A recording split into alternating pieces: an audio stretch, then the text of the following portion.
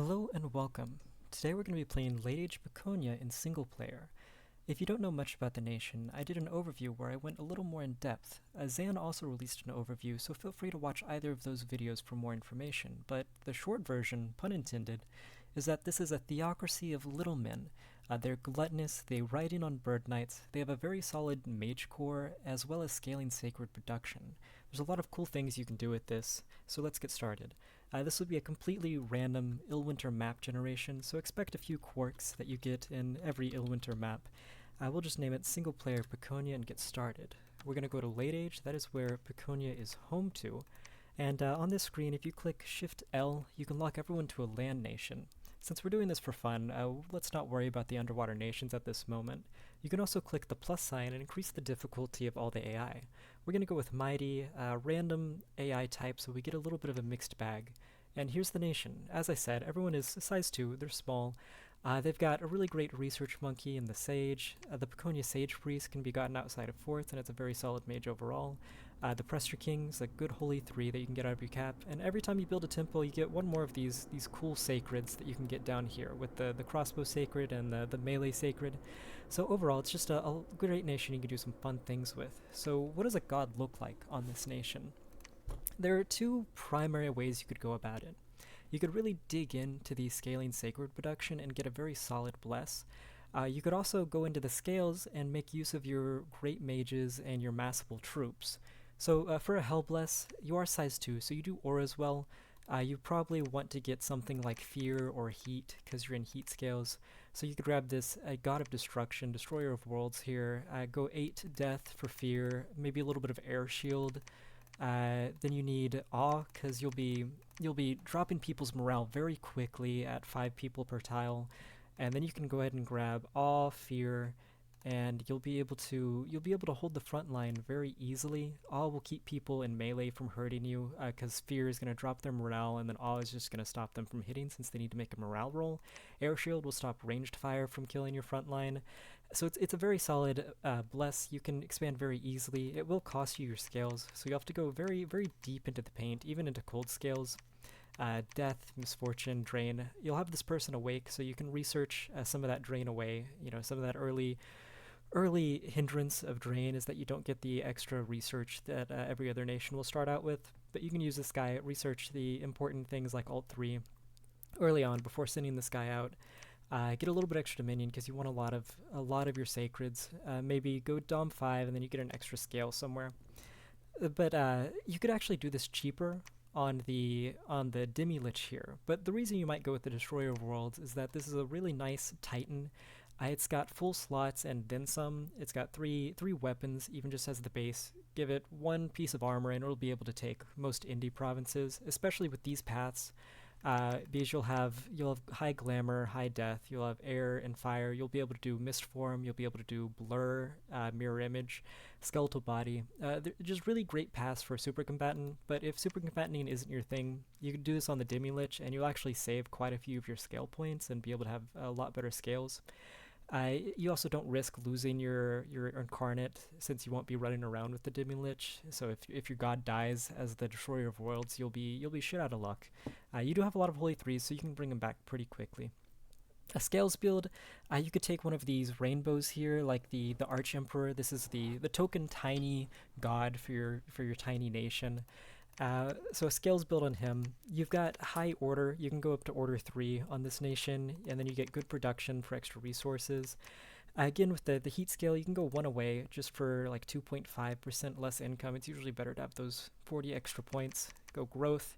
You've got high order. You don't really need to worry about misfortune as much. And then you do like research on this nation, so going magic 2 is solid. And you still got 120 points.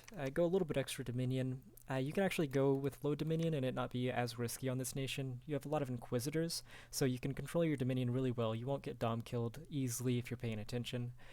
And then you can just get a bunch of bless points. You can go 3 in every path. That's about the most efficient way to go about it. Maybe get another 2. So you can go dom 3, nearly perfect scales, and you've got 6 bless points. You could get Farcaster, just something small, a small bless on this. He's awake, so you'll be an awake researcher. And, depending on the paths, he might break you into some things. Alternatively, you could go imprisoned on one of these rainbows, and then, like I said, just go 3 in every path. That'll efficiently give you a lot of bless points, and this nation takes the non-incarnate blesses very, very well. 19 points left over. It's probably better just to get a few extra bless points. Uh, yeah, things like all of the resistances you can go through and get, shock resist, fire resist, cold resist, poison resist. You go ahead and get everything that you'd want in that regard. Since you're very, very weak to evocations, getting these will be nice. You could spam. You can get a maximum of 5 reinvigoration, and then you have very good mages that'll reinvigorate. Arcane finesse. There's a lot of really great, like I said, a lot of really great non-incarnate blesses you can take on this nation if you want to grab one of these rainbows imprisoned and still have perfect scales. But we're not doing either of those. See, what we're gonna do is we're gonna go up here and we're gonna grab this Fountain of Blood. We're gonna go Nature 3. Glamour 3, and we're going to go all the way up to Blood 7. That's why we grabbed the Fountain of Blood. It starts out at Blood 3, so it's very cheap to go up to 7. We're still going to take, perfect scales here. Misfortune is going to be down a bit, but that's just because we have high order. It's not as painful whenever it's only plus 6% events. Grab just a little bit extra Dominion here, and then we're going to take him awake. So we're going to take him dormant. 9 points left over, so you can't really spend them anywhere. Another point is too expensive, and then everything else is too expensive to increase. So what have we got here? Well, on the god, the Fountain of Blood, it's your basic immobile. It's got the slash resistances. It's got a mobile. It's got the inanimate. It does have fear, which is nice, but you won't really be able to run around with this guy. Nept Smith. An 8 spellcaster, and then it's got this Blood Searcher 3 tag, which means it blood searches as 3 higher than what it is. So this guy is Blood 7, he'll be blood searching as if he was Blood 10. And why did we grab Nature, Glamour, and Blood? For the Bless here, we're going to grab Unaging. You've got a lot of old mages, like the Piconye Sage Priest with your Holy Threes, they're both old, so getting this will make them come out in their youth. If you don't know, the Old Age does a lot of negative things. It gives you less strength, less attack and defense. It also gives you an encumbrance, which is really bad on these mages.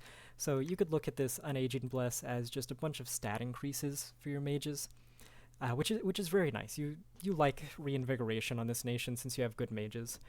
You'll also grab an extra point of Resilient. This gives you an extra HP. Since you have low health, it's nice just to get a little bit further away from death's door. And 7 points left over, you're going to grab Blood Vengeance. Why Blood Vengeance, though? It doesn't feel like this is the nation for it, usually. But this covers one of the major weaknesses of the nation. Since you're very weak to evocations, battlefield wipes, you've got these massable low hit point troops, so you're very afraid of it. But being able to mix just a few of these scaling sacreds into your armies is going to kill anybody who casts a battlefield wipe. They're going to be getting a whole bunch of these Blood Vengeance procs, which if you don't know, it makes them roll an MR check, or else they take the damage that they dealt. And then when people give up on spamming evocations to kill your armies because you've got Blood Vengeance, they still have to pay that extra pound of flesh to kill your sacreds normally. So it's very solid. And the other reason, since this is Blood 10 Blood Searcher, you can spend about 5 turns blood hunting in your cap. It'll be coming out just at the end of year 1, so you can spend like 5 turns blood hunting your cap, and now you can empower somebody to blood hunt for you, which is a good thing, because with these Piconye Sage Priests that you can recruit out of anywhere, not even forts, you could just very easily, early game, build a bunch of labs and temples in your cap circle, and now you can spam out these Piconye Sage Priests. And because they're labbed up provinces, they're perfect for blood hunting. So breaking into blood synergizes very well with the scale strategy of recruiting a bunch of these Sage Priests, which is what we're going to do. You'll see with just about 2 Sage Priests and some Piconye Defender bodyguards, you can do some really cool things like Body Ethereal, Random's Willing, you can do Gift of Giant Strength, and you can take out most independent provinces very easily that way. You'll see, we'll do a lot of cool things with that. So Blood Vengeance works out well. It'll give you a blood economy, so now your unforted temples, which are half price, will be defended by your blood hunters, and they've got a lab in the province, so you don't need to waste time ferrying it. It's very beautiful. And now you have a Blood 7 mage, which can make use of all of those high blood spells that you've just gotten into with blood magic. Blood 7, the highest spells in blood are Blood 8, So you can just put a miscellaneous blood booster, and you'll be able to cast, Bind Demon Lord, the Looming Hell, all of those things. Blood Vortex, if you really, really wanted to. And it's a great cross path. It's got nature, so in your capital, it'll be sitting there, and just at blood 4, it'll cast Blood Fecundity for you, which will pay you back for blood hunt in your capital very, very quickly. And it's only 10 slaves, which is about as much as you're going to be getting whenever you do blood hunt your capital every turn. It'll be 10 slaves a turn, roughly. You've also got crossbreeding with this. It's high blood, good nature, so getting crossbreeding will give you some higher hit point frontline troops, a little bit of siege chaff. It's a very useful cross path in that regard. The glamour here, you can really put it anywhere. You see, it's not in our bless, so you could go, just that 3 in any of these paths that you really prefer. The reason we went with glamour is, again, with the blood spells. At blood 5, you can get these really cool succubi, which I like a lot. They do a dream seduction, so you can make these guys. We'll do some cool assassin kits on these guys and see how they work out. And then Glamour Nature is also a very useful cross path for all of the summons that are Fey. You can get the Fey Footfolk, you can get the Fey Knights later. What you really like the Glamour Nature cross path for are these Fey Princes and the the Fairy Court. It'll give you these Fairy Queens, which are just wonderful commanders. They'll break you in to a lot of the paths that you don't get on this nation. This god also has High Nature, which you don't get on this nation. It has Glamour, which none of your mages have Glamour, so it'll break you in. And of course, it breaks you into blood. So it's a very, very, very fun build here. The strategy is we're just going to do the base game, scales expansion with this nation. You're going to be recruiting defenders and crossbowmen. We'll play around with these knights. They're fun to play with. You've got good sacreds and Piconye sage priests, so we're going to be recruiting those outside of our fort. And then at the end of year 1, we're going to get this wonderful blood hunter. So we're going to be able to start blood hunting those labbed and templed provinces. Those temples are going to let us recruit a bunch of these blood vengeance sacreds just to cover our back from our weaknesses.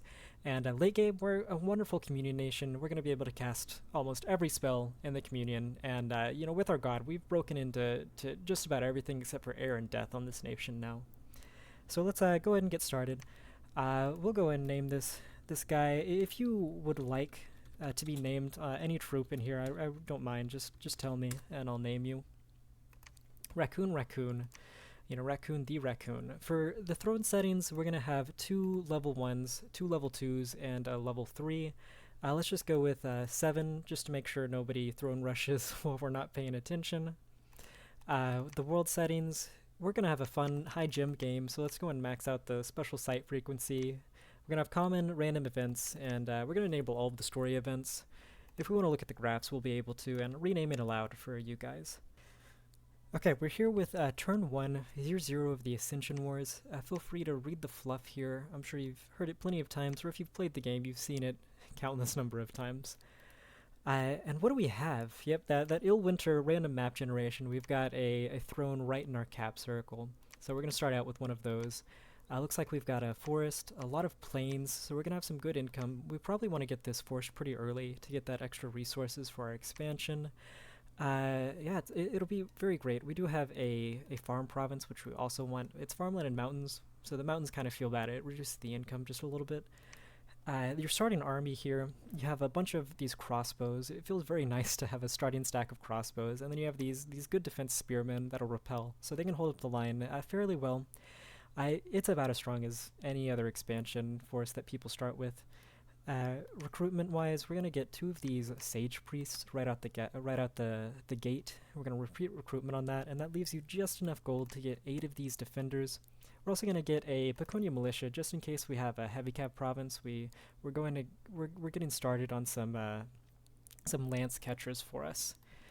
We're going to have our starting Piconye Bishop General. It's a holy one already. We're going to make this the prophet because you do like having just that little bit extra starting force, that smite to lead your troops, and just make it so that you can deal a few more blows, just that little bit extra damage. We'll go and rename this guy Head Raccoon because he is a head raccoon. This is a nation of gluttonous little folk. Feels very, very similar to the raccoons here in North America. And you do have this wonderful scout, the Piconye Scout. It's 32 map move, stealthy flying. You can see if you click Control M, you'll see the map move cost of all of the provinces, and you can see it reaches everything.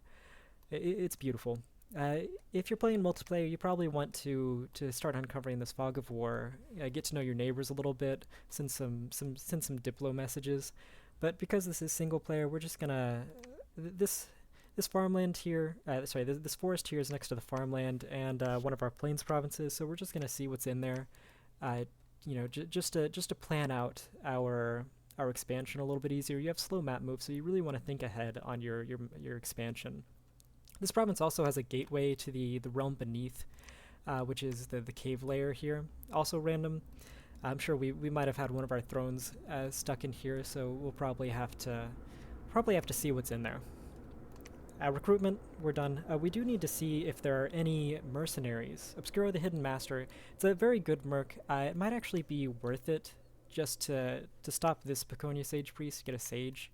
And we're going to go ahead and bid on this Hidden Master here. We'll spend a lot. He's worth about 100 gold. We'll go 101 just in case somebody else is bidding on him. We don't have any more resources. We can get a few of these. We can actually get an extra crossbow and then just one more of these militia. We don't have enough for an extra defender. Defenders are 19 resources. Usually it'd be resource or recruitment point limited for these guys. So we're just going to get a crossbow and an extra militia. And we'll go and send the turn. The next video, you'll see just how Scales expansion goes on this nation.